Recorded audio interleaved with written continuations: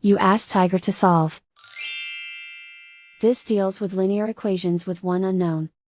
The final result is x equals 5/73. Let's solve it step by step. Simplify the expression. Group the coefficients. Find the lowest common denominator. Multiply the denominators. Multiply the numerators. Combine the fractions. Combine the numerators. Isolate the x.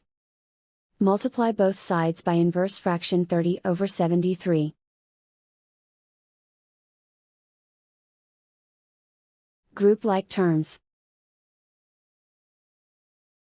Multiply the coefficients. Simplify the fraction. Multiply the fractions. Simplify the arithmetic. And so the final result is x equals 5/73.